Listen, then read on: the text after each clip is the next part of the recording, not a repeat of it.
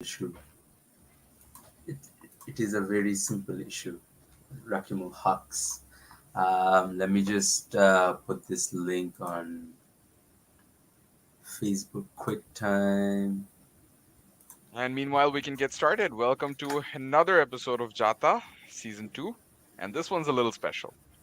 T20 World Cup 2024 preview, and our journey officially starts. This is what is going to make Season 2 a little extra special. Joining us today is Alvi and Fardin Kibriya.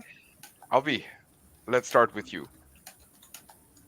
The India squad. First of all, who's Could it have possibly waited, given the impact that IPL is having on this squad?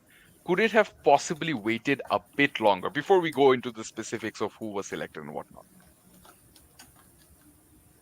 I think with India announcing the squad on time, it just goes to show, regardless of who could have done well in the IPL or not, they're more concerned with the visuals, how things look from the outside. Sorry. If they're announcing the squad on time, which is a basic expectation from any test playing nation, that's the first box ticked. You're announcing your squad, unlike some other test playing nations we know of. Secondly, I don't think they're going by who's doing well in the IPL just by looking at the squad. I don't think they're putting too much emphasis on IPL performance. They're going more by tried and tested players because if we look at the squad, you could have had a lot more guys who are doing amazingly in the IPL, but they've missed out because of, I'd say, the IPL isn't being given as much consideration as you might expect. That's the IPL squad right there. I guess, boys, first thing first is, are we surprised about seeing Shubman Gill and Rinku Singh both in the reserves? Given, I guess, the performance that they have had in the last 12, 18 months or so.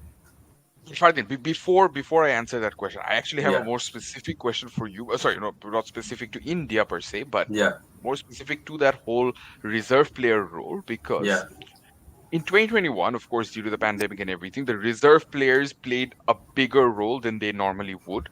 yeah, Almost all of them were pretty much considered part of the World Cup squad. A lot of them were brought in due to injury concerns, sometimes even to replace out of form players and whatnot. yeah. In Australia, we did not see the same thing in 2022, even though every team declared around three reserve players. Almost none of them were there traveling regularly. None of them Hmm. came into play or whatnot.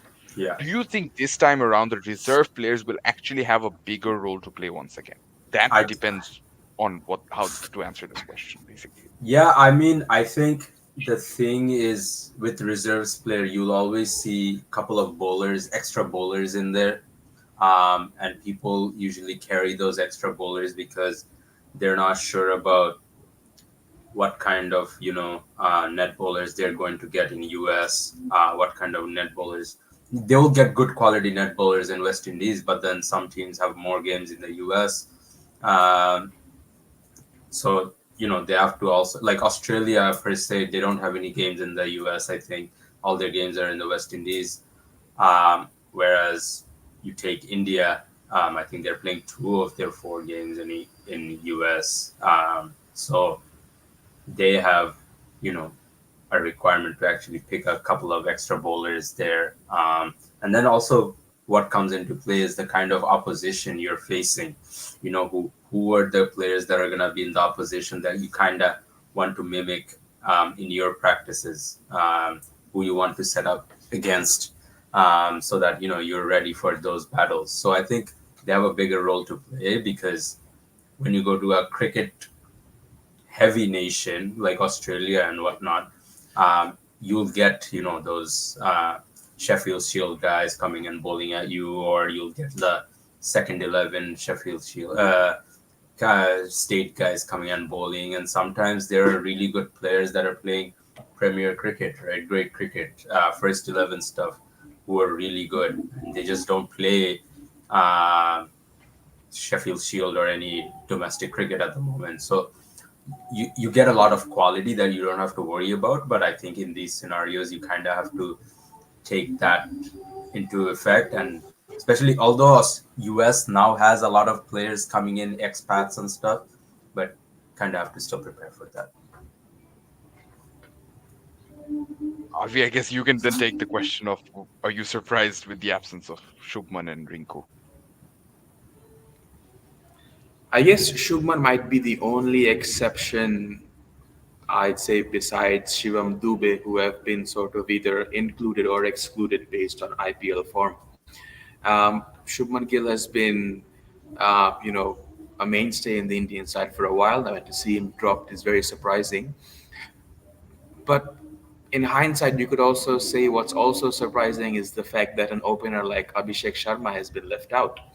And once you see Abhishek Sharma and how he's been batting in the past couple of weeks, you even think, why is Yashasvi Jaiswal in the lineup? Because he's been doing well, but with guys like Abhishek Sharma, he's, I'd say, similar to a JFM. They've just taken Mm-hmm. opening to a whole different level.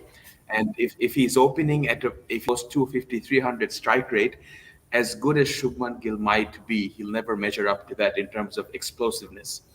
But then if you look at sort of circuit, you would expect him to be in the main squad as opposed to the reserve. So it is very surprising to see Shubman Gill outside of the main squad, as well as Rinku Singh, who I thought was sort of guaranteed spot in the main squad. But wouldn't you say Rinku Singh's spot is more determined by the IPL, given that he averages 89 in T20 internationals with a strike rate of 174, only had half a bad season of IPL to start with. In that bad season, he didn't even have too much to do. So isn't that what based this selection decision on entirely? Yeah, I mean, I think I with wouldn't say he's had a bad season. yeah, Yeah, well, yeah, Shashwat. no, to ball, but I agree with you. I don't think he's had a I don't, bad I don't, season. Yeah, I don't think he's had a bad season. He hasn't had enough to do. If you look at yeah, guys like Narayan, who are scoring hundreds at the top of the order, you look at guys like Phil Salt. So you see, KKR hasn't needed his services as much as they did last When they season. I did, think. on the rare occasions when they did, half the time it worked and half the time it didn't work, which again is probably what got them disappointed, given what he did last year. But don't Because you? But the there's no times other we way to saw, justify how he's dropped. the times we've seen Rinku sort of have to steady the ship per se, it's been when he's been pushed up a little, right? He's been pushed up the order to sort of hold on to the batting lineup, but his spot isn't up the order. His natural his regular batting spot is lower down the order. So I think the times he might have failed when he needed to sort of steady the ship, I think it might have been because he was batting out of place. So I wouldn't put that on him again. I'd say Rinku Singh is somebody, you give him 4 overs at the end, he'll get the job done for you. But if you send him in early, I feel like it's a bit out of his comfort zone and out of his skill set. and there were also times when they could have kind of prioritized and given Rinku that opportunity towards the back end of the innings, but they've decided, they went with giving Russell their, golden child kind of, Who's KKR. actually had a bad season. Yeah, it was, and they gave Russell that, promotion or whatever, like sent him early kind of a thing. Whereas you think about what Rinku's done in the last year, a year and a half, and whatnot. You kind of think that he deserves that, just on the sheer volume of runs he scored. So, yeah, I would say I think it's a tough one. It's never easy. I think selection is always difficult, but I think India kind of had a notion out there that IPL won't really matter a lot, but you look at four of the five guys that four or five names in there, you realize they kind of got in through the back of IPL, and then there's some guys who, despite having a bad IPL, kind of still stayed in, like Siraj or someone. So I think it's just a mixed bag, that comes with selection, and also it depends on who the captain wanted to and the coach wanted to. I think it plays a big role. I think Again, what is the reason? I'm still struggling yeah, to find the actual reason then, because Rinku Singh had a half century in the last T20I that he played. His yeah, average and strike rate we've already spoken about. Just to put yeah, it into context, his IPL average is 32 still. It's still remarkable. It yeah, dropped to 20 this season. yeah, So we're talking about something that's drastic, fairly drastic for yeah. his standards that he's set at the IPL, unfortunately. Even his strike rate has dropped. and he hasn't been as effective at the death. And as you said, they've been promoting both Russell and Venkatesh Iyer Yeah, at times in the yeah, mix ahead of him, which yeah. again doesn't really make sense because why would you be promoting Venkatesh ahead of Rinku I think in most of the one of situations? the things Robin Uthappa said really well recently was you have to foster a environment of trust, and you have to foster an environment of people not feeling insecure in their roles. And I don't think KKR has done that really well in recent past. And that goes back to, if if you take England for example, and you look at the way they back someone like Johnny Bairstow, who has probably one good innings in every 10 matches, but they still back him because of the sheer impact and the sheer volume of um, runs that he can have in that one impact or two impact games. If Rinku Singh had that kind of a backing from KKR management, you'd probably be in a better position. You'd probably be going to the World Cup. But just because he's had a couple of bad games, they have gone back to, oh, we can always trust on Russell, and we're just gonna give him that opportunity. And if Russell saves the day, Russell saves the day, kind of thing. Which is not ideal for local players, because I think local players end of the day is what creates the tournament. And you know, like Sanju Samson getting picked is on the back of what he's done this IPL. I think what's even funnier is whoever's gotten picked for India in the World Cup squad. Since the squad came out, I think they've all had a bad game now, which is which is, I guess, a interesting balance when you take a look. I'll tell you why Shubman Gill was dropped. if it Yeah. if it was the captain's call to take a second opener with him, do you Hmm. remember the run out with Shubman Gill and Rohit Sharma in the World Cup, where Rohit ran down and Shubman Gill was ball watching? Yeah, I mean, I think if you had to pick Shubman Gill, you would have to drop either of Rohit or Kohli, right? So There's even been some talk that that's how Jaiswal got in because he is currently Rohit's favored opener to open with. And yeah, yeah. yikes! I mean, I'm not saying that's a bad call, but I it's mean, just that's not yeah, what selection because decisions you should get, be based on. But yeah, yeah, it is what it is, I guess. But Rishabh Pant, can we talk about him? That should be the big news, right?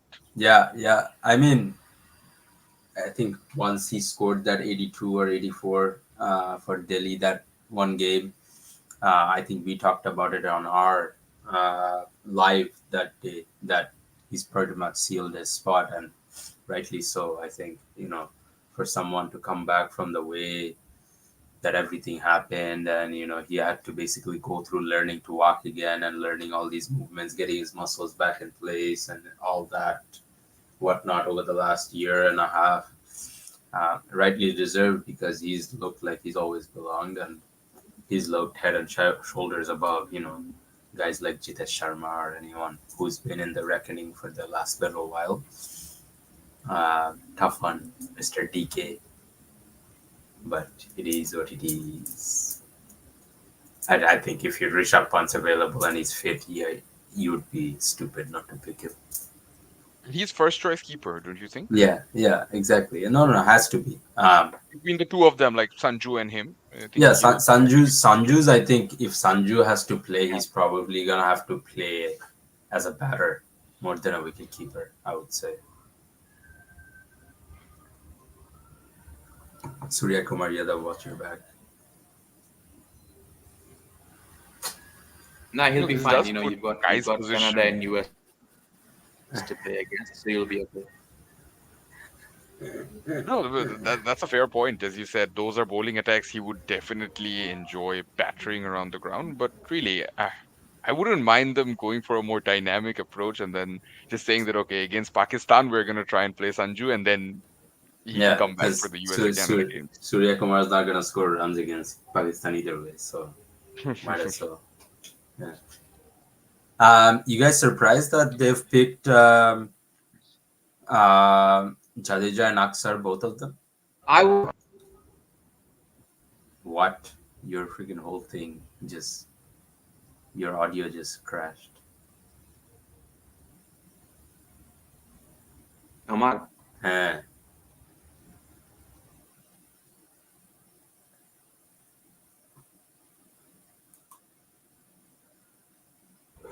how's it now?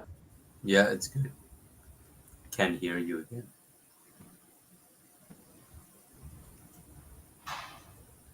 Hello, freaking guy, bro.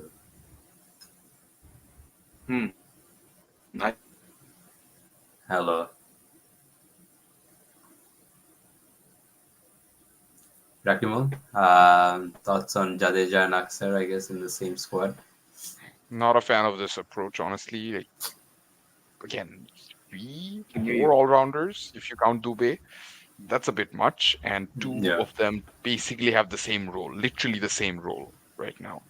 And with the current form Jadeja is, it kind of sends the message that while Akshar Patel, his selection feels earned and deserved, yeah, Jadeja feels more like one of those, senior player auto choice kind of selections, which yeah. you don't expect from India, but it's really become a core part of this Indian setup where they feel like they have to reward these more senior players now that they're aging Longer. Yeah, with yeah, yeah. because The longer servants of the game. Yeah, absolutely, and they've yeah, given Indian cricket a lot. To be honest, I'm not taking that away. We're talking about Virat Kohli, Rohit Sharma, Ravindra Jadeja, to a certain extent, Ravichandran Ashwin, even a yeah. lot of them have given Indian cricket a lot and everything. But again, two of them in the same squad, it just doesn't make too much sense right now. India doesn't have a off spinner in the squad. It's two left arm spinners and two wrist spinners. No off spinners in the squad. They'll come up against Pakistan, USA, England, India. I mean Canada and Ireland. Um, I don't know what do you make of that? Is that gonna be someone that they miss, or are they covered in all aspects?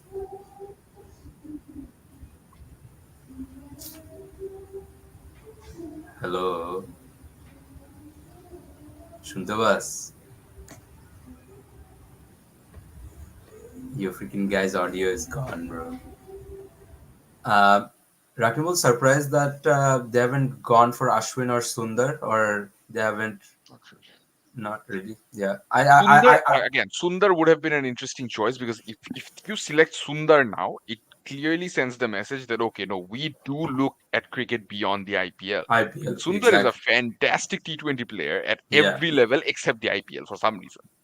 I don't No, know. I think the thing is, let's be honest. The IPL this year, or the yes, it's true he hasn't really done well at the IPL historically, but I think the IPL this year is one of those ones where pitches hasn't have not helped bowlers at all.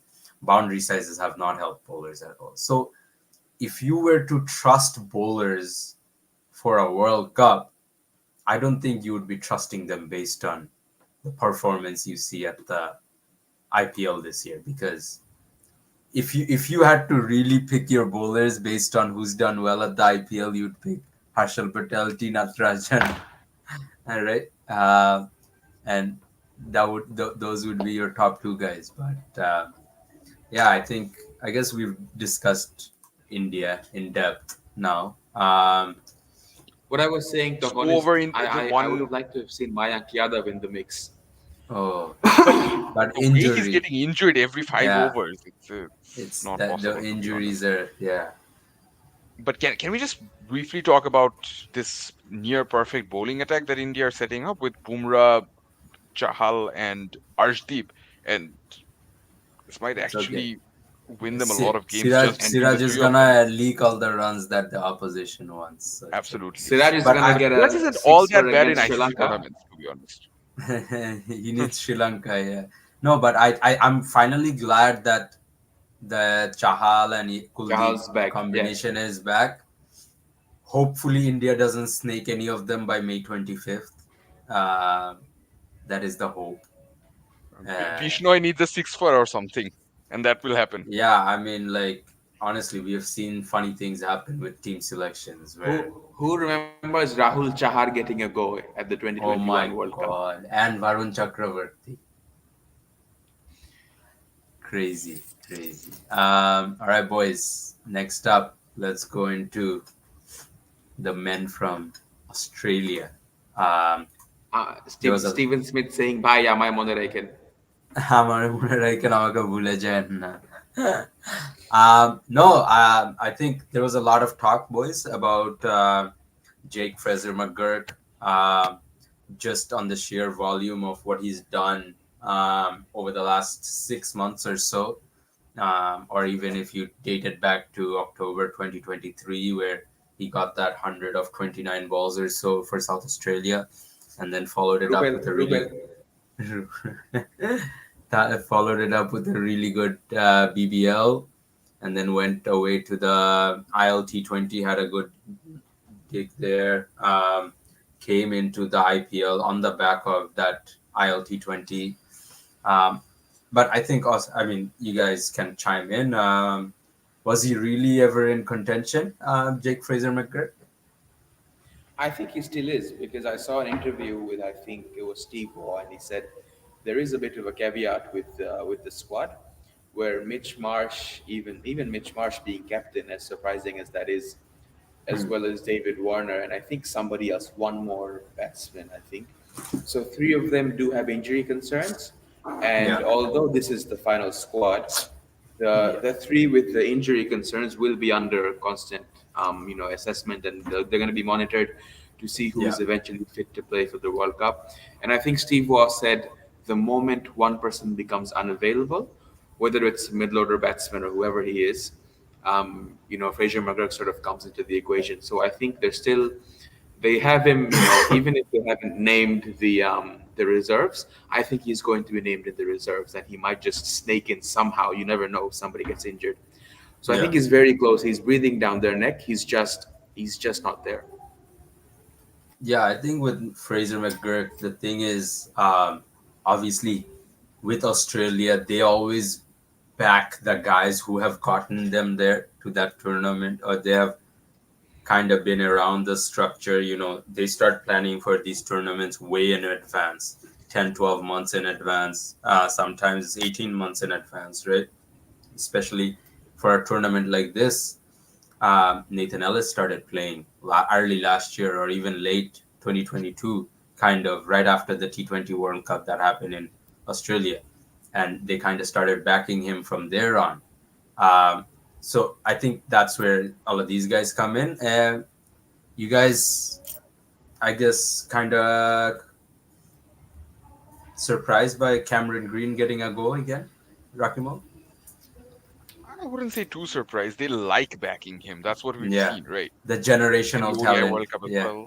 Generational talent and everything. They like backing him. They like keeping him around. And it's fine. With Australia, it's fine because they know what cards to use when. They yeah, know that if it doesn't come off, they're not going to try and just shoehorn him into the squad in an important game. Sorry, into the playing yeah, 11 for an important game when they yeah. have other all round options. So I think it's fine. It's fine because Cameron Green as a back. This is not a 14 crore Cameron Green. This is Cameron Green as a backup, and as a Mm-hmm. backup, he's a more than solid option. So I think it's Yeah, fine. yeah. I'm more No, I think, surprised by the fact yeah, that. Go ahead, go yeah, ahead. yeah. No, no, go ahead, go ahead, go ahead. It's because Ashton Agar has sort of been out of the scene for a while now, with Australia not having played too many T20s in the recent past. So I was seeing an interview, actually a post from Sami Bai, where he said when Australia come to sort of picking a squad for any tournament, the main thing in mind is sort of having the balance when you pick the squad. And if you look at guys like, let's say, Matthew Wade, Ashton Agar, they haven't been around the setup for a couple of months now, because Australia hasn't been playing T20s or whatever. But then, come Mm-hmm. the T20 World Cup, they don't, follow a sort of what we say, Mugosto captaincy in Bangla, where they Yeah, don't they don't think one dimensional. They know Matthew Wade is tried and tested. They know Ashton Agar is their best left arm spinner going around. So they don't need to see these guys do well in a recent Ireland series, like we do in the Mm, Zimbabwe series, to mm, pick them in mm. the squad. You know who's good enough. You know who's done it before. There You are just some do not journalists in merit it. Bangladesh who are salty that people call the Bangladesh Zimbabwe series basically irrelevant now because people started to kind of see a pattern with Bangladesh calls Zimbabwe as soon as they kind of don't have anyone else to play or they need a morale boost Exactly. before something. But some people are not agreeing with that. They're saying, "Oh, it has grown arms and legs, but it has no validity behind So if you're picking guys based based off of past performance and you sort of know what to expect, you don't need it." Yeah, these, you know, irrelevant series just before a tournament to yeah, pick a new team. Like for example, let's go to Bangladesh. We're hearing Afif yeah. might be included off the back of a good performance in this series. Let's say one good game. Hmm. What has Ashton Agar done in the past 2 weeks to be included in this squad? He He hasn't even hasn't been played playing cricket. T20 since like 2021, I think. So His last T20 it's game for just Australia was probably 2021. I'll check that right now, but yeah, keep going. I think the biggest surprise here is not that these two guys have been brought in. The biggest surprise is that Pat Cummins isn't doing the captaincy, Yeah, at least for me. yeah. Because if Smith isn't available, you would expect it to be Pat Cummins. Sorry, But they've given it to 2022. Mitch Marsh, Yeah. which we can only see how it'll play out eventually. I think they were Hello? quite vocal about the fact that they wanted to back Mitch Marsh as captain going into this tournament, just on the back of uh, what they called is excitement factor with Mitch Marsh now. Just the fact that he's doing the things that he is doing in international cricket and in league cricket. And I think Cummins, I think he's had enough with the ODI and T20 test stuff that he kind of wants to rest with the T20. Kind of wants to just come and play. You wouldn't put captaincy pressure on him. Very Yeah, smart. yeah, yeah. He just wants to come and play and enjoy himself, kind of thing. And yeah, I mean, if you're thinking about taking this T20 team forward on a what's it called, more so street smart approach, maybe, or a Mitchell Marsh is kind of your guy for the next 6 years, right? So And you get even if not, I mean, this is the best way they can discover another new captain. I mean, captain. Pat Cummins Yeah, was pretty much a left field option back then, right? yeah, yeah. When Tim Payne decided he wanted to do other things Even besides though he cricket. was the vice captain for a Yeah, very long long time, no time. one thought that he would actually get the captaincy ahead of someone like Steve Smith, who Yeah. they were, gunning for him basically at that point. His ban had been lifted and whatnot on captaincy. Well, it just didn't happen. Who do you think makes I guess the first choice wicket keeper here? Is it do you go with Wade just because Wade has done what he's done, or you kind of bring back Inglis, or do you play both? Although it might be difficult given you're I'd probably play both. going I'd play both. drop If it's about Warner. Wade and English, I'd play both. Easily. If you play both, you can Easily drop drop Warner. Warner. Then again, if the whole thing comes down to it's either Warner versus Wade, it's no longer Warner versus another younger, fitter opener. It's just Warner versus Yeah. Wade in that sense. Doesn't that also give Warner a better edge in this competition? Just because then he doesn't have to compete for that spot. Mitch Marsh can easily bat at three if Warner and Head open. Yeah. Warner is only going to play, and I say this with a very sort of conflicted opinion of Australia because they're not used to doing things like these. Hmm. Warner will only play all the games because he's retiring this year, pretty much. Yeah. Yeah. He's getting And it's the most likely he's his right last he's T20 World riding the Cup. empathy. He's He's getting riding the the Poncho empathy. Pandap treatment. Yeah. Bro, yeah. See, Fucking it's guy, very bro. funny because this is something Fardin and I were talking about in the last live that Warner is a good brand ambassador for Australia outside of Australia.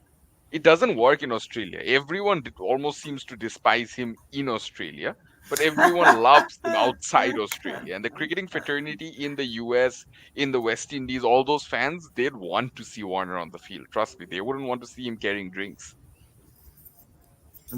But I think this is the thing that, if he's batting one down for Delhi Capitals, right?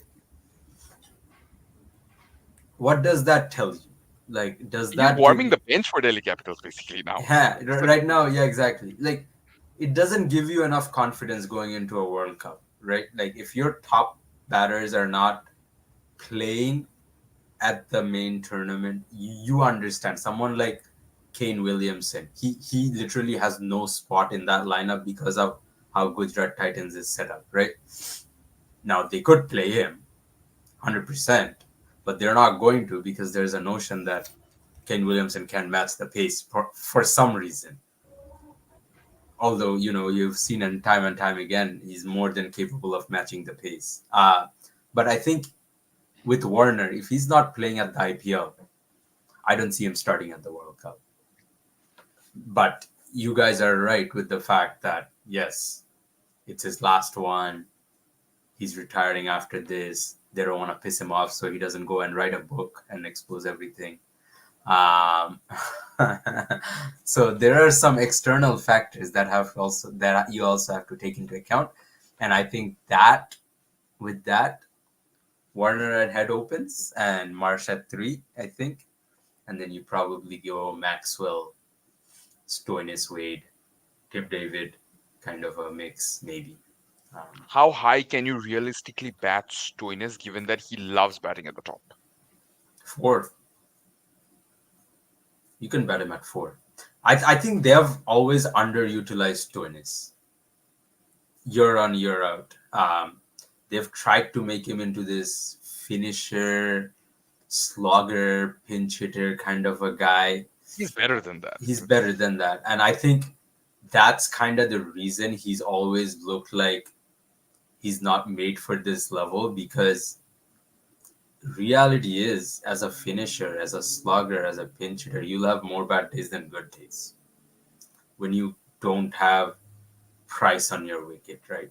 You're kind of the fall guy everywhere.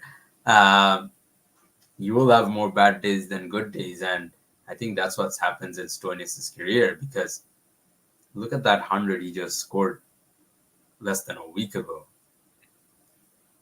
Freaking, like, if someone can bat like that, I'm batting him number 4 in my lineup every day of the week, right? And Consider batting him at 3 if Warner doesn't play. Let's yeah, say. yeah. Why not?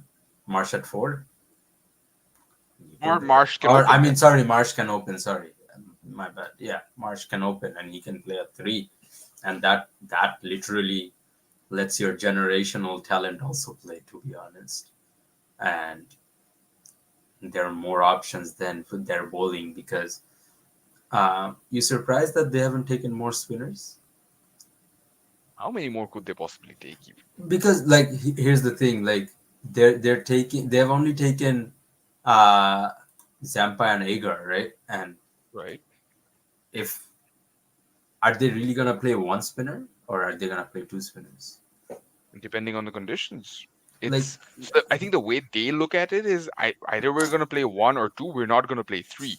Maxwell's going to be our third that's spinner true. whenever we need it. Yeah, So yeah, we're yeah, not going to play 3 spinners. No point carrying 3 spinners. They genuinely don't know how to carry 3 spinners. You can look at India's side and think, they could have easily snuck Avesh in there for, let's say for example, yeah, for Jadeja, and that would have yeah, looked more balanced. But yeah, India prefer having more spinners than they do pacers. yeah.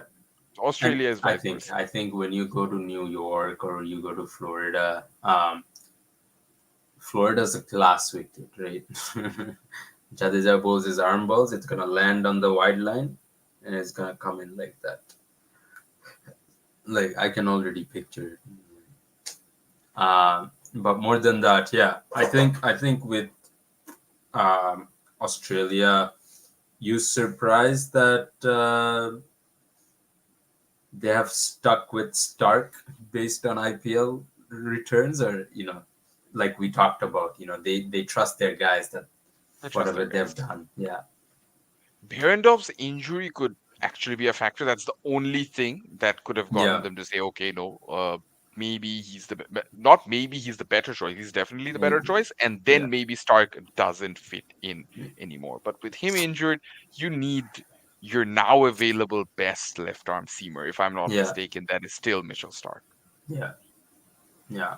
Nice. Yeah. No, I think Australia, just on the history of it and with the opportunity that they have presented to themselves now, that if they win this tournament, they could potentially be holding every single trophy out there right now, men and women's cricket.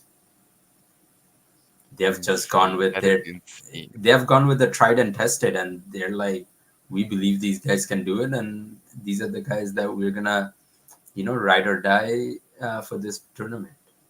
And not a lot of times have Australia started the T20 World Cup as favorites, unlike Hmm. ODI World Cups, of course. This Yeah. is one of those times where they are Are starting as favorites. yes, hundred So yeah. percent. The This guy that came to change the filters at my condo the other week, he's like, "Oh, who are you supporting at the World Cup?" I was like, "Well, I'm from Bangladesh, so obviously." Yeah, he's like, "Oh, I think Australia's gonna win," and I was like, "You're an Indian guy saying that. Eh? That's funny." No, no, no, a lot of Indian fans have become very realistic. I don't even call it Yeah, pessimistic anymore. It's very yeah, realistic because yeah. of what they've faced against Australia. And they're like, no, Australia are going to win. We know for a fact that they're going to win. Let's go into Afghanistan. They come into every tournament with a lot of excitement as always. Um, what do you make of the squad that Afghanistan Literally have all bases presented? covered. All Literally, bases yeah, covered. yeah, yeah. I'm happy they've trusted the young kid Nangaya Karoti. He looked really good in that last series. Even in the age series that's happening right now, he looks better than freaking Case Ahmed. So that's clearly, a no-brainer to pick him. The only one I was kind of iffy about is trusting Karim Janat again. I've I'm not a big fan of Karim Janat the player. I think personally, and that's like personal opinion, straight up. I just think there are probably better options out there. Gulbadin, for sure, I prefer before Karim Janat. So I didn't think they needed two guys of the same skill set in that Three squad. if you count Omar Zai. Three if you count Omar Zai, exactly. Yeah, so I didn't think they needed three of the same skill set because Omar Zai and Gulbadin pretty much covered that role. Uh, what they could have done, in my opinion, is kind of have a backup opener. They've kind of put all their eggs in one basket with Gurbaz and Zadran and said, we'll trust you to do it. And I think maybe Ishak is probably the backup given the form he's had in the A series and whatnot. Um, but yeah, what do you make of that, I guess? So if they were to go that route, they'd have to back the experienced Zazai to Yeah, basically become third or fourth choice opener, given that let's assume Ishak is the third choice opener, then Zazai becomes the fourth choice opener. That's yeah, not all that bad. It's yeah. it's okay to be a little top heavy when Top. you know which two batters you're going to back and which Yeah, two are going to I go agree. back up. Yeah, The middle order, they're not going to tweak too much. So yeah, I think that would have been a pretty decent choice. But then again, I don't expect them to make a change on this because they have nothing to go from to yeah. actually make that change.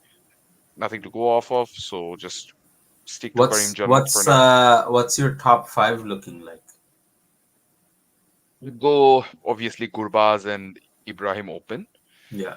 Are you batting Omar Zai at five or are you batting him at three? See, I'd be Given very given you tempted have to try the Najibullah whole too. Gulbadi Naib thing at Yeah, three again. three. Yeah, yeah, I yeah. say Gulbadi Naib thing at three. I mean that as a move. I'm not calling Yes. Gulbadi Naib a thing. He's a very Yeah, much a person. yeah, Gulbadi Naib at three would be very interesting for me because yeah. I think the way it works is even Gurbaz has toned down his aggression a bit. He takes a bit more responsibility, and Responsibility. that's Ibrahim's 100%. natural game as well. So if Yes. both of them take that approach, you want someone like Gulbadi Naib to just come out there and attack from, if not ball one, then ball two. And Yeah. that's something he's really good at. That's something he's better at than Omar Zai per se. Omar Yeah. Zai is actually better at prolonging his innings as Prolonging. well. Yes. So Yes. maybe situationally, I would like to go with Gulbadi Naib. I wouldn't push Omar Zai too far down as well. I'm looking for a number four. I If don't there see a isn't, number four, but I do think what they have done is Najibullah is probably their floater, depending true. on if they need him to kind of give the finishing touch, they'll put him at the finisher role. So am I But mistaken, or is his form just not the best it's for not, almost a it's year not, now? it's not the best. But it's a everyone's doing the same thing of trusting someone who's gotten them there. So So there's also a chance that Najibullah doesn't consistently make the best 11. yes, yes. But then are you kind of expecting Mohammad Ishaq to play a bigger role? Because Possibly. he's a middle order batter and he's He can coming fit off the in at back number of four. form. Yes, coming off the back of good form. So, um, yeah, I think they've gone the all rounder route a lot more. They've just packed Which is it their with all strength, to the, be which is honest. their strength. Yeah, like um, Do we finally Rashid. see Mohammad Nabi batting higher up? I, Because like, yeah, yeah. It's he needs possible. to do that more. It's possible. I think this is the tournament where he's probably going to do that. Just seeing that they've only picked Ishak as the solid specialist middle order or batting cover as a sense. If they've gone that all rounder route, I think here Nabi kind of comes in and starts playing maybe at five even, which probably won't be the best worst idea. Um, what do you make of, I guess, the spinners? Do you see all three of Rashid, Mujib, Noor, or do you see maybe Mujib doesn't play but youngster Nangael plays? What do you think that composition is gonna be? I could be wrong, but the little I've seen of Karoti, I think he can be a very good prospect against West Indies. Mm. Whereas against New Zealand, I'd probably People trust just my more coming from experienced the option. exactly. Yes, yes, That's how I'd go with. I'm sorry, I don't mean this as a disrespect, but against I think the other two teams are Uganda and Papua New Guinea. Against them, any spinner tag is fine, to be honest. yeah. Might not even need more than Rashid to be honest. If you really want to rest your guys, give Farid Ahmed a game and Nangael a game and Karim Janat a game and keep them happy, on the tour. What's the next one you want to discuss? Let's see The whatever we can find next. England Yeah, or England. Canada. We can touch on Canada a little, then go to England. Yeah, we can go. Yeah, Canada squad. I guess I've already spoken in length about it everywhere. So much so that I think even Peter Della Penna's read my article at this point, which is interesting. Um, and he said he agrees with some of it and disagrees with some of it, which is, still take that. That's fine. But yeah, I mean, interesting choice given everything that's happened in Canadian cricket and US cricket. They're always in the midst of all the drama that's happening, political drama in the back office and whatnot. A lot of guys that are missing out, especially guys who are experienced. Srimanta and Nikhil Datta. Uh, Nikhil's dropping is probably the most questionable, given he's literally Canada's second best spinner ever, and bats at 155 strike rate at number 7 and 8. So I don't know how you can drop a guy who bats at 155 strike rate, but I guess I mean, it's almost as if they're now looking at Harsh Thakur and Saad Zafar and saying, "Okay, we have two guys who do that same thing, and we won't need you." That yeah, sends a but wrong but message. it sends a wrong message, I You're think, not backing your because best guys right now. That's the message that you're getting. if you're going to play your first World Cup and you are not backing the 15 best guys available in the country, I think you're doing it wrong, right? Like, I know Nikhil did not have the best series at US that they just played. He bowled really good in the first game that he came back for. He didn't bowl as well in the second game. They had a pre-tour. He kind of struggled against Dallas Mustangs in that first game, but then bowled well in the second game again. So he's had a bit of inconsistency come about, but inconsistency come about. But I think if you haven't prepared an option that's better than him, then you can't really drop him, right? And that goes for any country in the world, any player in the world, especially because Canada's middle order is a very tentative and very slow middle order that bats at 110, sometimes less than 100 strike rate. When you take in Argat Singh, Navneet Dhaliwal, let's say Nicholas Kirtan, all of those guys into play. So Kirtan's probably the only guy who's a little more adventurous. And so, yeah, it will be interesting. They have a good opening combination, but I think there might be a chance that Ryan Pathan doesn't even start the tournament. They might actually go with Navneet Dhaliwal and Aaron Johnson at the start of the tournament. There is a possibility. We'll see. Let's see. Do you ask Ryan Pathan, the bowler, and yes, this is a bit to do with last year's G20, to stay away from the ball as much as possible? I think they want Ryan to bowl. From what I've at least heard, is they have asked him to be an all-rounder actually, which is not.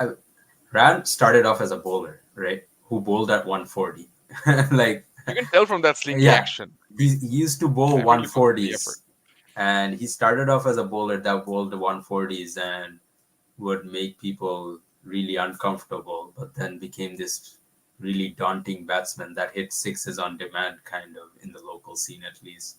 Um, so yeah, that will be there. I think the biggest dropping besides Nikhil Dutta is not picking Aditya Varadarajan and Amar Khalid. For me, I think Aditya Varadarajan, one of the best batters in the country, year in, year out. When you go to King City, where all our domestic cricket happens, you can tell Aditya Varadarajan is literally head and shoulders over a lot of the batters in the country. He has TNPL experience. You can't really beat that in terms of T20 experience outside Canada. We don't even play a lot of T20. There is literally like two competitive T20 leagues in the whole province or even the whole country.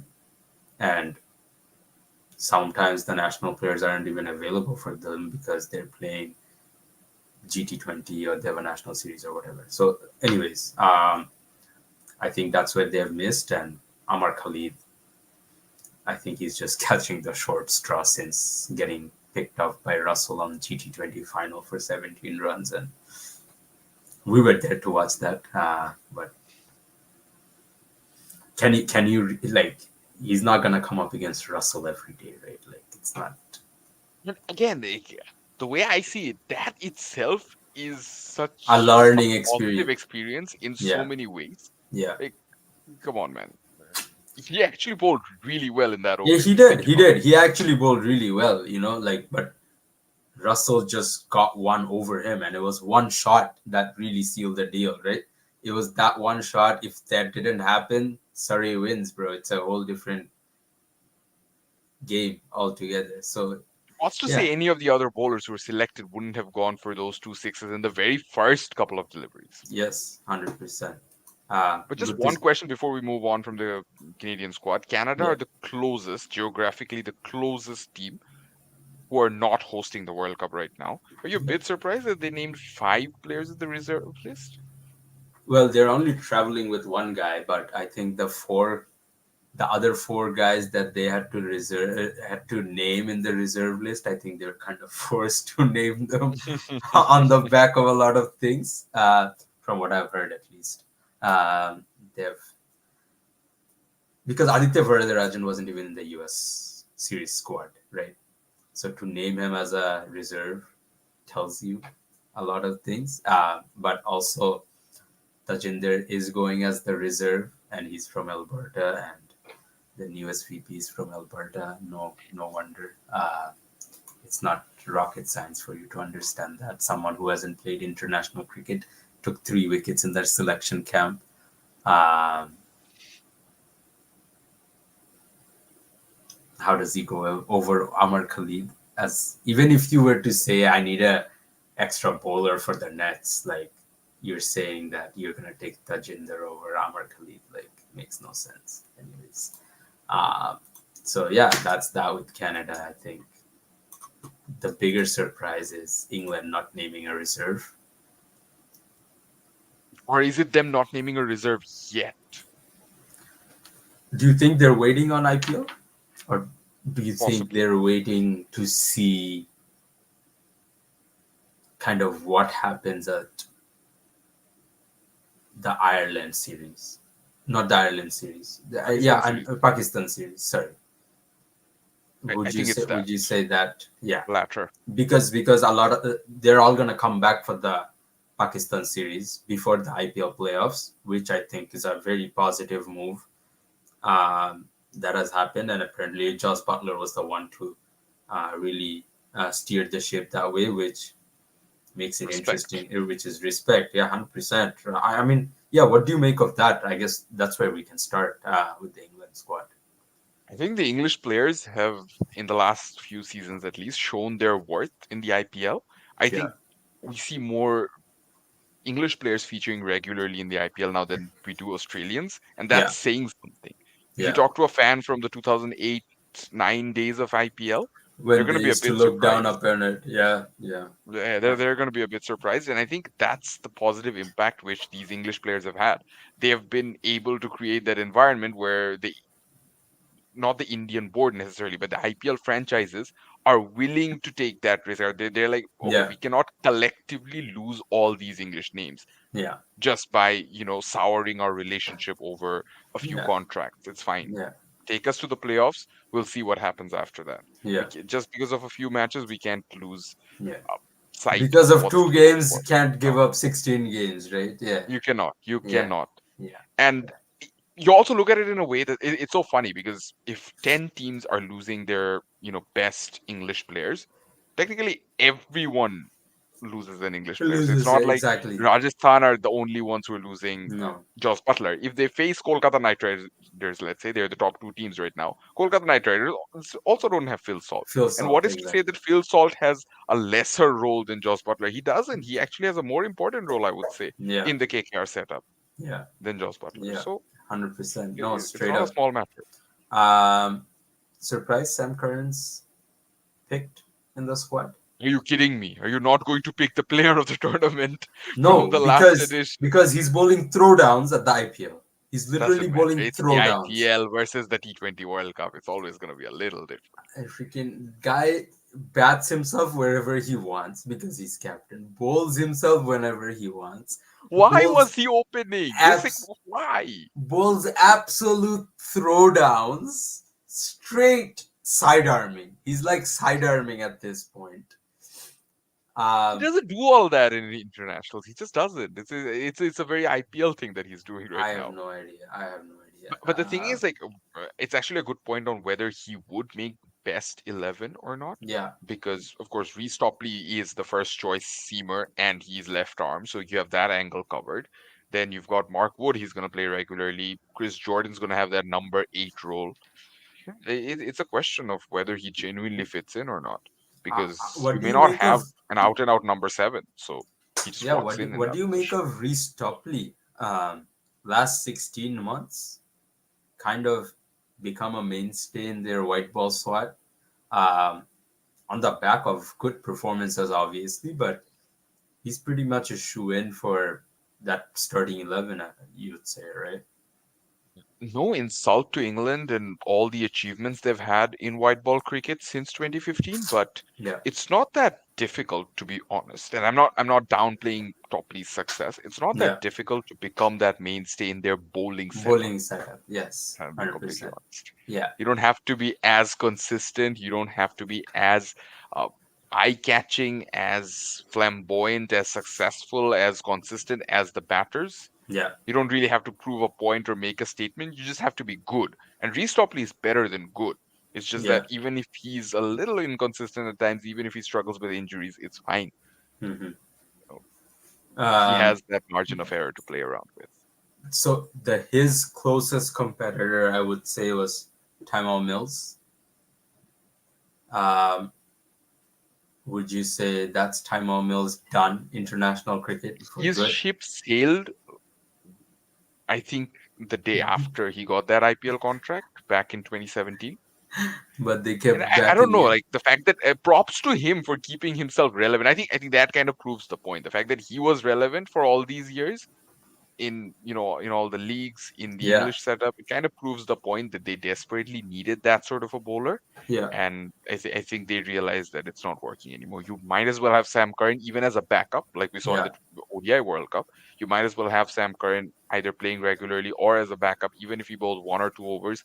He turns out to be more effective than Timo Mills. At least he yeah, picks up wickets even when he goes for runs. And then you have the likes of Jofra Archer returning, which yeah. will definitely So be that's interesting. the big news in this lineup. Rishabh Pant returning for India, Jofra Archer returning for England. Do you see Jofra hopefully playing through this whole tournament, not breaking down, just for the sake of him and English cricket?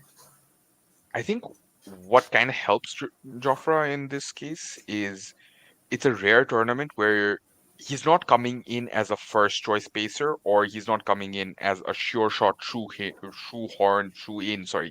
in for The the starting best 11. 11 or the Yeah, starting 11. He just yeah, isn't, which I think is a very good thing for him. He doesn't have that pressure to go with. He doesn't have to play the entire tournament. He has yeah, to play if they need him, if and when they need him, and if and when they think that, okay, no, this condition, we're going to need Jofra, or Jofra is currently the best pacer we have in the pack right now. yeah. Without that extra pressure, I think it's fine. I think uh, Is it in the is Pakistan series, we'll get yeah a better idea on how how? ready he is. Yes, yes. I don't see him playing every game in the tournament. Actually, You like you don't even see mentioned, playing every game in the Pakistan series, but I'd say. yeah, they're gonna be very careful about when they unleash him and what they unleash him for, because I think in that Joe Root era of England cricket, they misused him completely and they overused him completely to the point he just broke down for 3 years now. Um, England's spin stocks is very, very, very low. England obviously does not have a good amount of spinners at their disposal right now, and that is very evident by seeing Tom Hartley getting his maiden call for T20I cricket at the World Cup squad. I guess Based what do on you some make? limited test success. I mean, Yes, yes. What do you make of that? I guess. How do you see that, and what does that say for, I guess, someone like a Rehan Ahmed or other spinners in England who are not getting this over him, it's a very good question. I think or even a one of the Liam issues Dawson? is Liam Dawson, right? Liam Dawson would be an interesting pick, 100%. Yeah, But I think they genuinely wanted a specialist finger spinner at this point, yeah, especially left arms finger spinner, because you have Moeen Ali for off yeah, spin. yeah, And so the only way I can justify this is they genuinely wanted an out and out left arm spinner who's proven himself to be ready for international cricket. yeah, Not necessarily for the highest level of T20I cricket, but at least for international cricket, we know that Tom Hartley is ready. And that's yeah, probably the only explanation. Rehan Ahmed, he's they tried him in the West yeah, Indies. We saw how things turned out. yeah, Unfortunately, he did not look like he was ready for that level of white ball cricket.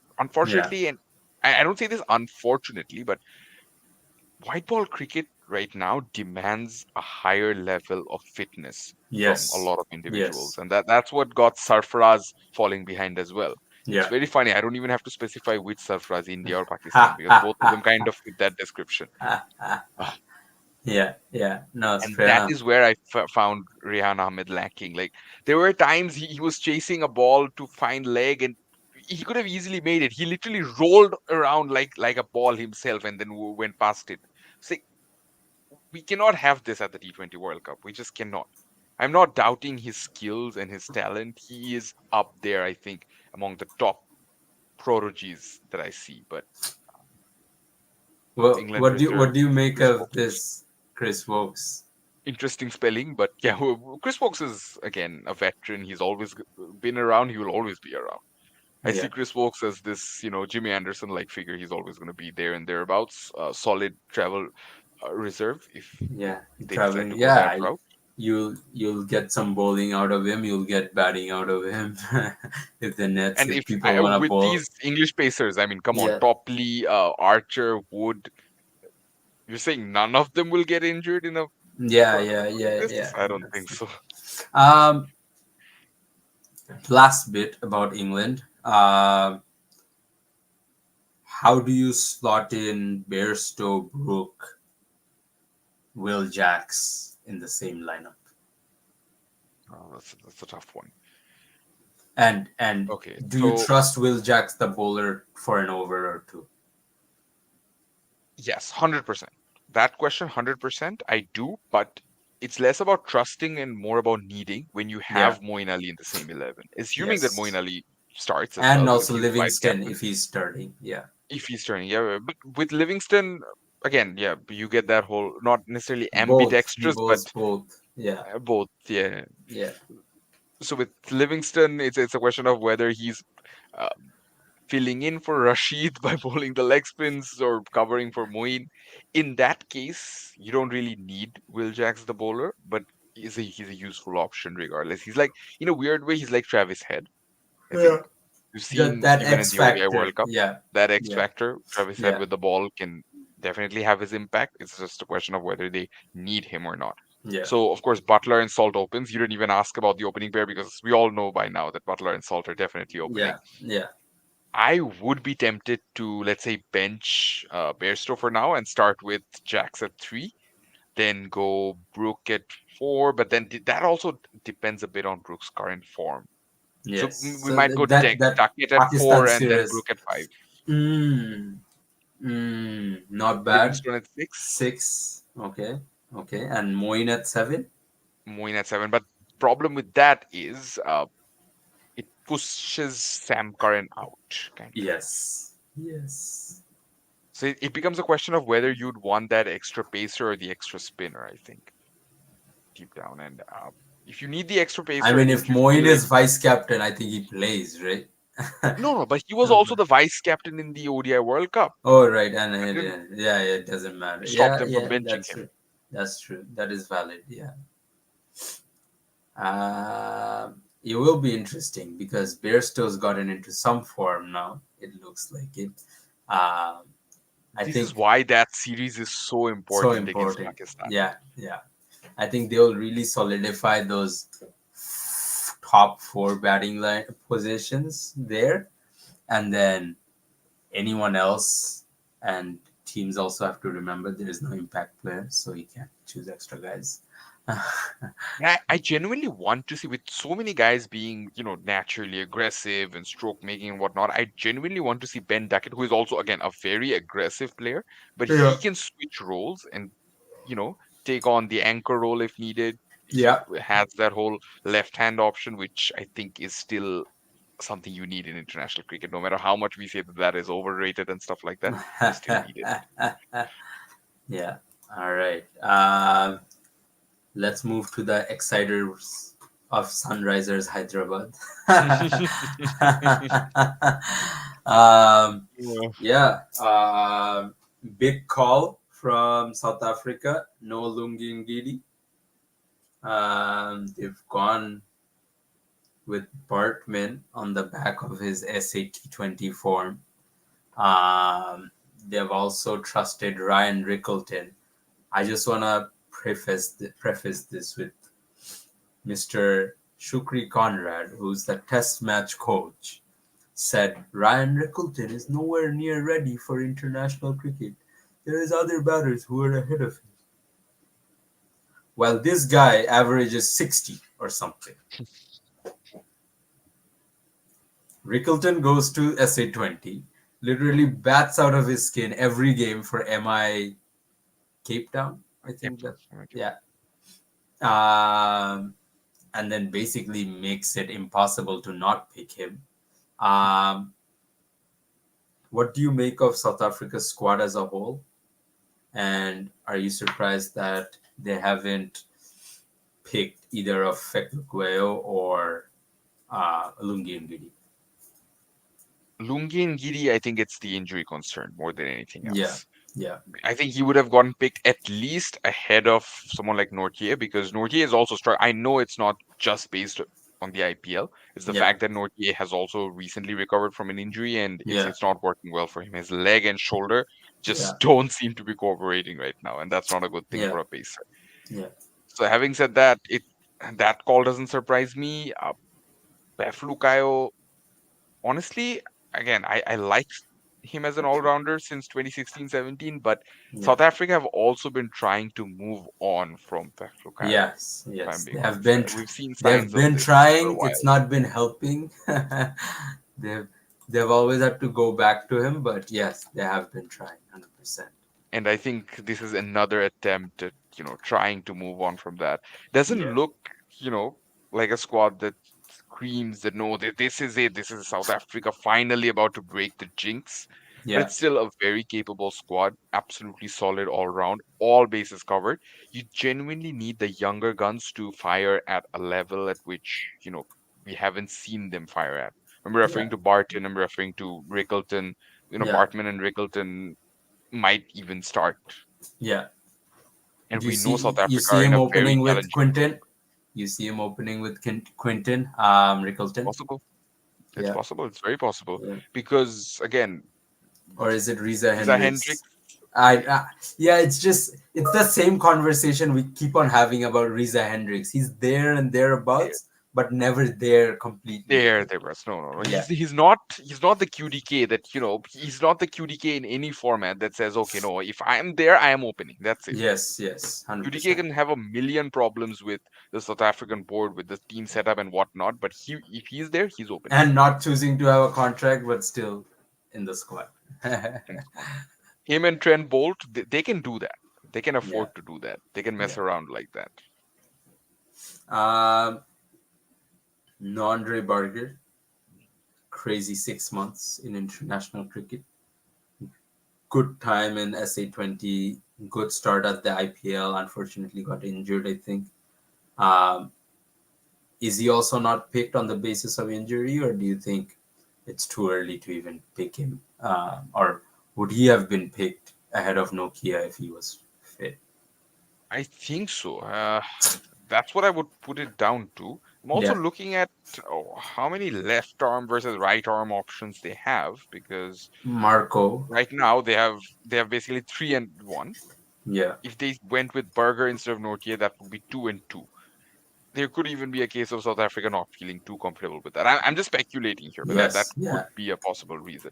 yeah, And the fact that no matter how we look at Nortier's current performance, he does have a very good record at the T20 World Cup overall, and he's looked menacing for the most part, if you think about the 2 editions where he has played. So yes, that could also be a reason. yeah. Um, South Africa's spin stocks very well balanced. They've got A little too for good, man. A little a too little good. too good. Yeah. As a Bangladeshi fan, I'm hella scared of the spin stock, to be Yeah. honest. Maharaj, Shamsi, uh, for twin, maybe not. He plays depending on the conditions. Tristan Stubbs can bowl. So I think they've actually covered all the bases. Jansen's probably going to play more often than not. Um, what do you see? I guess is their top four in that squad. I think this top four is going to be a little easier. Yeah, I wouldn't mind seeing Bartman and Decock as the first choice opening pair. Looking at a number three, Bartman and Rickleton and Dickok. Rickleton Decock, sorry. Yeah, yeah, Rickleton Decock. And looking at a number three, Markham normally bats at 4. I'd want Markham to bat at 3, I guess, in this situation, rather than, try and play 3 openers or something. That gives yeah. you Klaassen at 4 and then Miller at 5, possibly. Five. You don't Yeah. want them pushed too far down the order, to be honest. Yes. Yes. Um, Miller at 5. Stubbs at 6. Snubs at 6. That's solid. Yep, that's That's a solid. solid top 6 right there. That's solid. Yeah. Uh, do South And if Africa you want finally more break the experience at the curse? top, which you shouldn't realistically, but if you Yes. do, then you just push Riza Hendricks up to opening instead. What are you gonna do with all this experience? Um, That's my point. Promote the young guy. Next up, let's go into the nice guys who always end Again, up no travel finishing. reserve. They have a one, Ben Oh, Sears. right. Ben Sears, Uh, sorry. The I was name got actually mixed. expecting Will O'Rourke as the reserve, but I I think, think Clarkson would also make it. oh yeah, Clarkson, the big hitter. First thing first, Devin Conway. How good is it to see him back in that squad, given all that injury concern that's been there around him?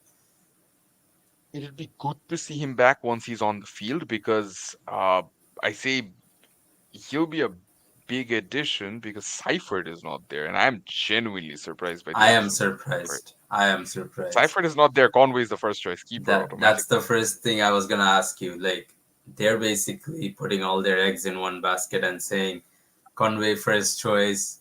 If anything happens to him, Finn Allen just takes over. But just like what happened in that series in New Zealand, but um, how tough is it on Seifert? He keeps catching the short end of the straw time and time Very again. tough. You remember I'm sorry, the 2019 World Cup one was even more hurtful from what I Yeah, remember. Like they yeah, backed him up until the very last moment, only to yeah. say no, we're going with Tom Blundell, who Yes. doesn't even play the same role as him with the bat. No, no. And then Uh, now again they try something like this just because they feel like having an extra keeper is not worth it for some reason, maybe. yeah. Even though, Glenn Phillips is almost definitely not going to keep. No, So he you said need he's to, trying to stay away from it as much as possible. so having an extra keeper wouldn't have hurt, but they're backing the return of Michael Bracewell. I think that could probably be the addition Yeah, that's pushing Seifert out, right. essentially. Yeah. Because Bracewell was always a guaranteed pick, right? Until he got an injury. He was the, coming of age, this guy who slaved his way through first class cricket, domestic cricket all these years, finally made it to the big leagues and everything, the feel good story that you get. Um, how good it is it to see Mitchell Santner back in the reckoning again in the middle. He was kind of losing his bowling form in all formats of the game as a whole. And he Um, promoted himself up as captain. after captain, yeah. So yeah, I guess they've stuck with the tried and tested Sodhi Santner. Um, how good is it to see that? Santner And is always going to be useful in these sort of situations. But 2016, my question to you replay is 2016. how much of this tried and tested formula do you keep pushing? Like at one point do you say that okay, no, we need to stop and we need to reassess because uh, Santner saw the Bracewell along with Phillips bowling. Is it a bit too much on the spin stock? It might be. I think it might be. Because no one is going to end up bowling their full quota actually, right? Which is like the first thing that came to my mind when I saw this, because and that tells me you're not comfortable with your frontline spinners bowling their full quota, so you've gotten for the backup options too. That doesn't give a lot of confidence to me.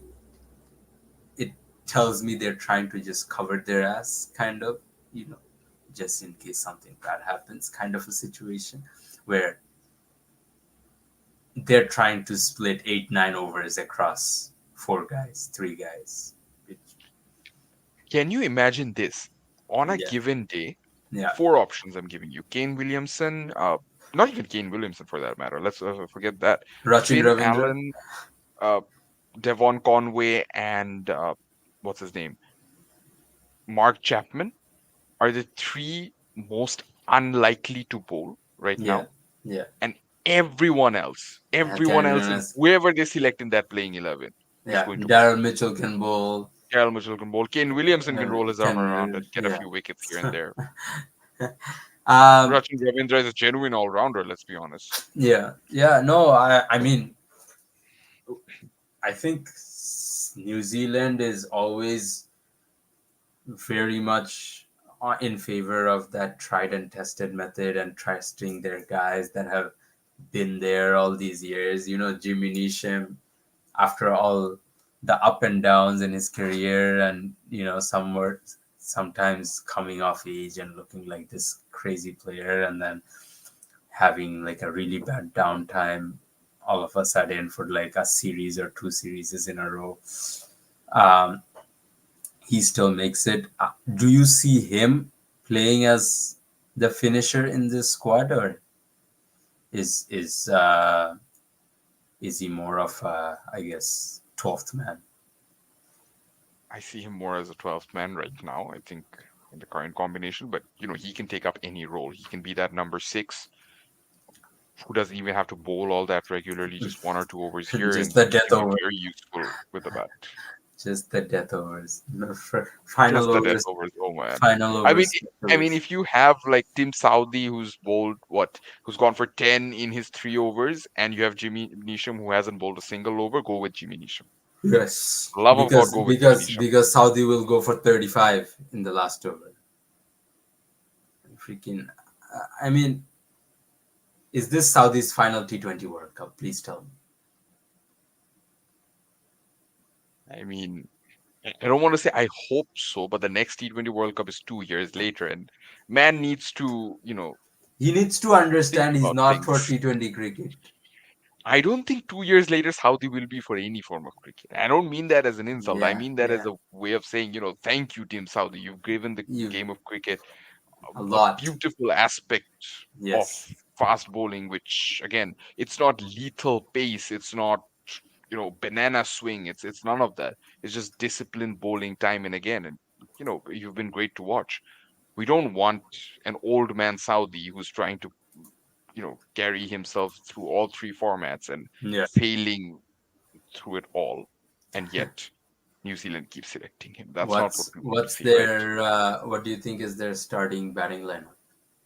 That's a good question. Got to start with now that again, Finn Allen and Devon Conway, I think, are my openers. Yeah. Un- Unfortunate for Rachin Ravindra, but with Kane Williamson as captain and uh, Daryl Mitchell. Conway having to keep, Yeah. that's the top three right there. Yeah. Daryl Mitchell possibly at number four, unless they feel Rachin Ravindra can fit in at four and play that role.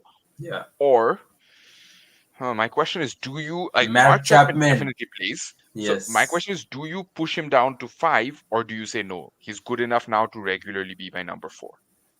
Yeah, I think he's shown it, right? I mean, at least by what he's done at Rawalpindi, I would give him number four at least to start the tournament. Fudge it. Actually, giving him number four is better balance for the Yeah. overall squad. Him Yeah. at number four, Glenn Phillips at number five, no questions asked. I think that's the best way Yeah. to go about it because Yeah. that allows you Jimmy Neesham at six, Yeah. and he's the best batting all rounder still in that side. So you So leaving out? Are you that's leaving ideal. out Daryl Mitchell? Daryl Mitchell, yes, and Rajin Ravindra in that particular combination.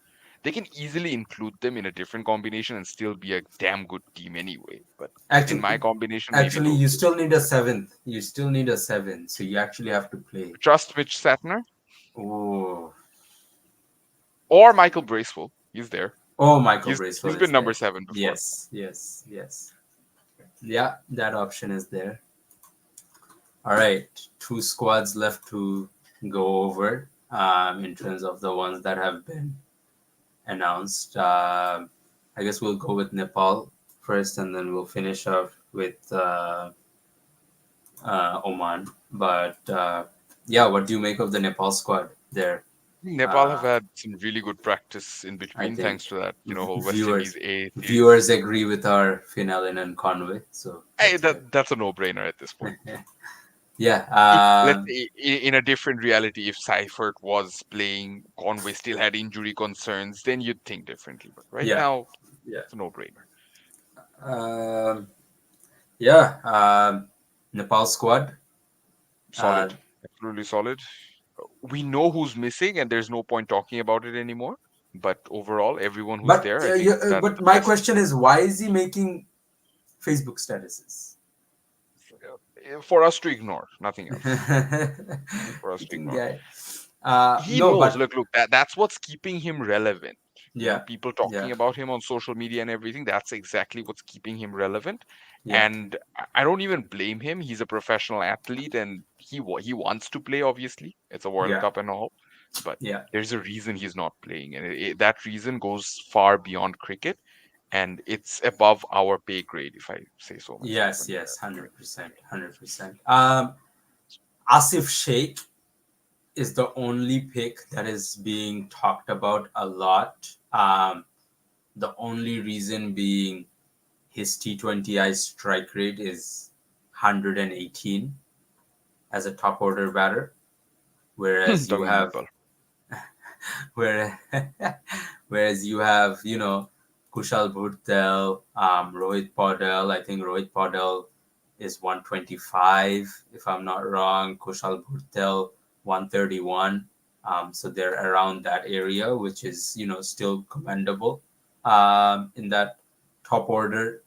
Um, Obviously, there's Anil Sa that they have picked, who's a young 25-year-old batter that's done relatively well in recent times. Unfortunately, did not have the best series against West Indies A, which might count against him because he had a really good World League Two against Netherlands and Namibia and Canada, but he hasn't had that good of a time in the recent series against West Indies A.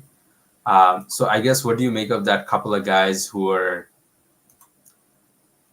a bit off form, but I think the Asif Sheikh one is the most talked about because yeah, 118 doesn't really fly in recent days. I think the reason it's getting talked about more is because we know with Asif Sheikh's experience, he is one of the more experienced cricketers in that Nepal setup. He's going to be pushed into the starting 11 just because of that experience, whole Yeah, experience yeah, senior player thing. yes, And I yeah, think that's why it's getting talked about. And in a weird way, it's also an opportunity for him to prove himself. But yeah, I think if he gets selected but still doesn't make the best 11, that sets an even better example and sends an even better message to say that, yeah, okay, no, just because someone's getting selected doesn't mean they're guaranteed for the first 11. And we have someone like Asif Sheikh warming the benches. He's benches. got that experience behind him. We know we have options on the bench. Yeah, And on the other hand, he starts, he doesn't have a good game, and they lose to Netherlands, let's say. Then a new kid comes in, has a better game against South Africa, whoever it might be. It could be Kushal, it could be who's the Anilsa, other option? Anilsa. Saad, and they have a better game against South Africa. They still end up losing, but narrowly, and that's when you realize that, okay, no, had they played against Netherlands, we would have won, or had they played against Bangladesh, we would have won. Yeah. That's the kind of situation I'll you don't give want to you be in. I'll give you a tough call here between Anil Sa and Kushal Bhurtel are both coming off bad form right now. This is taking into the fact that Rohit Paudel probably bats at three as captain. Kushal Bhurtel coming off bad form, striking at 131. Anil Shah striking at 135. Who do you go for? Given that we've taken Asif Sheikh because of experience. It's a toss up on their performance. It could literally just be a toss up on Yeah, who the coach feels or who the captain feels is right for the day. yeah, And I would keep an eye on how any possible warm up match or practice match goes, practice yes. session even I think goes I just think before the start of the tournament. do you think the smaller nations have missed a trick not getting to USA early and scheduling a couple of tri series or something in between themselves, like Namibia, Nepal, Papua New Guinea, Netherlands. You can get to Prairie View, Texas. Not gonna host any games, but an international ground. You can have a couple of warm up games. Or a lot of franchise teams now in the US. You can play practice games against them. So I think people It have feels missed a a little trick. harsh It because it is again, harsh, but because let's talk about the financial aspect. Who's sponsoring yes, them? yeah, yeah, Who's no, sponsoring that all is, these smaller teams? no, no, that is true. Yeah, that is true. It hurts the pockets. Like there are names of politicians I'm not gonna dare mention here, but a lot of politicians, a lot of good politicians set really good examples back in the day when they used to write checks of their own account to Yeah, pay and send Bangladesh to play yeah, in yeah, different tours and different series here and yeah, there, yeah. just because the board couldn't afford it at the Afford time. it. Yeah, And that is when Bangladesh were doing pretty well and were just about to become a a test playing test nation. nation. This is around 1999 and just before that. Yeah, You imagine the situation with Nepal or Namibia. I don't think it's up there right now. no, no, 100%. Um, I guess where do you see Nepal finishing in the tournament? Do you I think see them. they make it Uh, out of the group stage? no, I see them packing one punch above their weight Hmm. and beating one of the four sides in the group, Yeah. but that's So about it. Bangladesh, Netherlands, South Africa, Sri Lanka. Which game? And knowing all four teams, it could literally It be could be anyone. anyone. That's true. Yeah. After I asked that question, I apologize for asking it. It could literally be any of them. Literally be any of them. And Bangladesh has history of losing to Nepal. So. That's what makes Oh that no. group so entertaining. Some of the if they're gonna lose, it's gonna be like one of those games where I don't want to take anything away from Nepal's victory, but a lot of talk is gonna be about how stupid Stupid South Bangladesh. Africa were on the day, Oh, yeah, or yeah, how yeah. typically silly Bangladesh were in giving away their wickets and whatnot. It is what it is. Last team for the day, Oman. Surprising captaincy change at the end. Very Zish. surprised. I've never seen Oman without Sishan Maksud as the Yeah, it's captain. got me same, same. So I'm very shocked about this. What do you think propelled that change and I think not picking Jatinder Singh? not being Jatinder Singh. That's the bigger concern for me. I was like, okay, where is Jatinder Singh? That's the Yeah, one name that always pops up when you look at Oman squad. He's yeah, just not there. And then yeah, I look at the reserve list. So, okay, yeah, that's not what I expected. But Jatinder Singh was, the go-to batter for Oman. So yeah, some changes have been made in that setup. It's possible. Look, again, what we have to understand about associate nations is we don't always actively follow them as much, and a lot yeah, is always happening.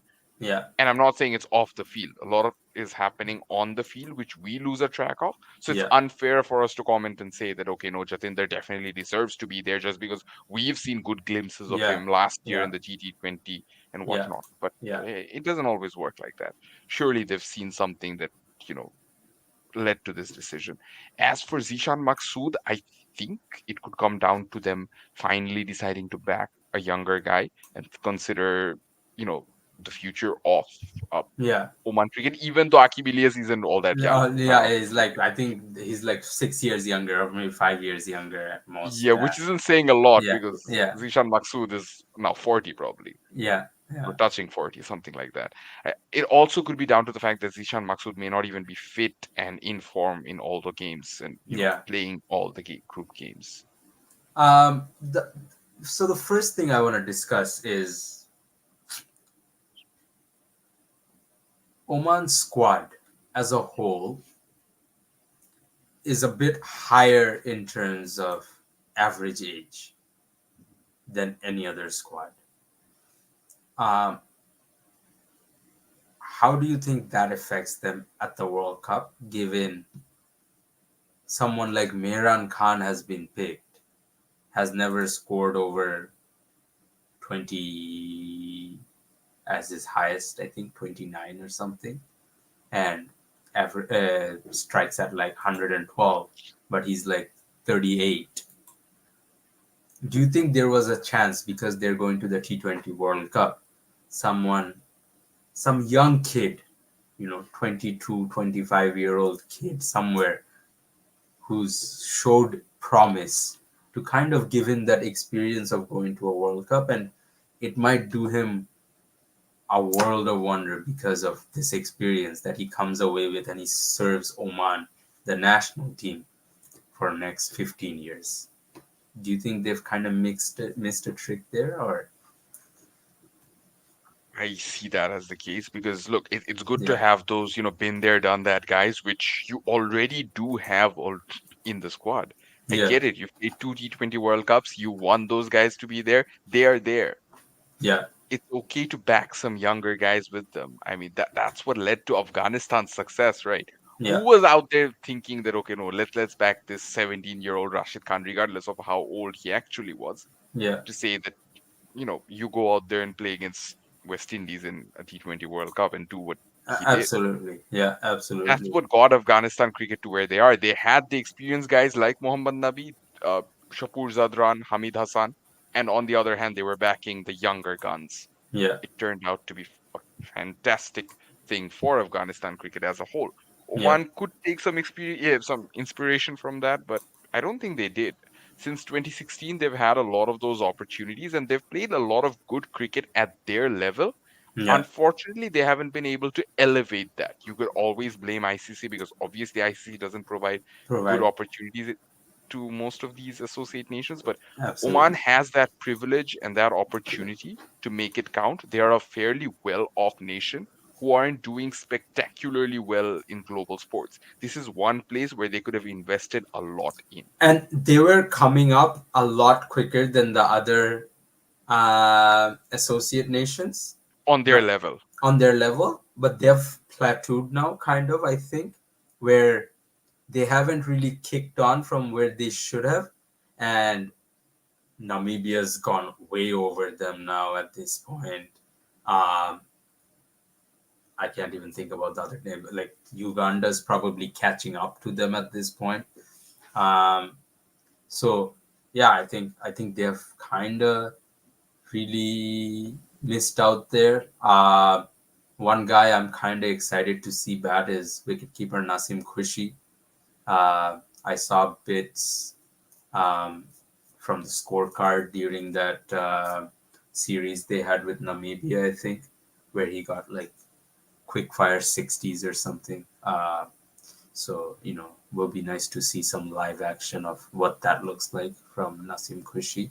Um, but yeah, overall, I think what you said, a lot of these, couple of these guys we have seen in person here at the GT20 with Ayan Khan and Jatinder Singh, although he's not playing.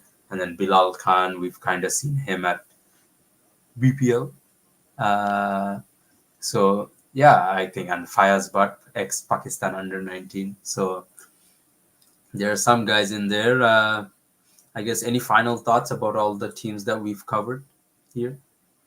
I think uh, none of the surprises have been all that big. If Yeah, anything, I would still say Rinku Singh is probably the biggest biggest surprise still. surprise. Yeah, yeah, Seifert might be the closest thing that has come to that big of a surprise, but really, yeah.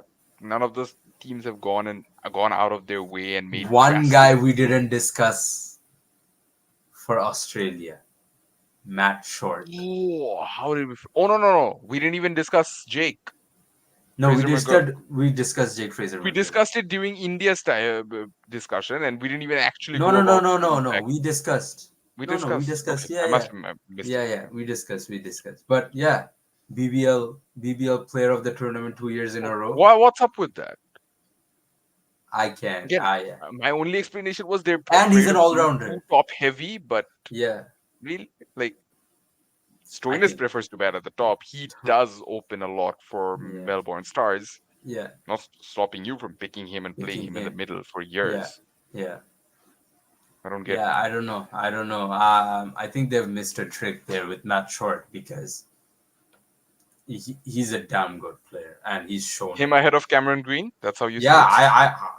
that's what I was gonna say. Like that would have been my pick because you don't need Green's bowling most likely, and you can have Matt Short as your batting cover easily, right? So it is what it is. Do you think the only explanation for this is Mitch Generational Marsh talent. being super injury prone? Yeah, um, that's a good point. It could be. He's that also just recovering from an they injury just right yeah they now. just don't want him to bowl too much probably. So Cameron Green will kind of cover those overs there, maybe. And he's also a very nice like for Mitch Marsh. You Yeah, already have Captain Pat Cummins yeah. in case you No, need that captaincy for captain. Yeah, yeah. So if Mitch Marsh needs to sit out, you know, you have a very good transition there easily, and you can have Stoinis and Green bowling, I guess, 4 overs between themselves or whatever it is. So yeah, I guess thank you, Rakimov, as always, and thank you everyone who's followed along. There's still 9 teams who haven't announced their squads, so we'll come back with a part 2 for that, and obviously Bangladesh is gonna be in that because, well, all the teams have submitted their squads, but these 9 teams have decided not to reveal their squads yet. And super mystery. just a caveat on that is you still have time until 25th May. 25th May, right? West Indies are doing a press conference at 10 a.m. Eastern Standard Time today, I think, revealing their squad. Why is there a press conference needed? Just release it, whatever. Uh, but yeah, there will not be Sunil Narayan. He's confirmed that already. But That ship has sailed. No point even talking I about it know, anymore. I know. But no, thank you, Rakimul. Thank you, everyone else. And yeah, we'll be back with episode 2 of the squads and a preview of all those teams. Stay tuned to Bagrat until then. Bye.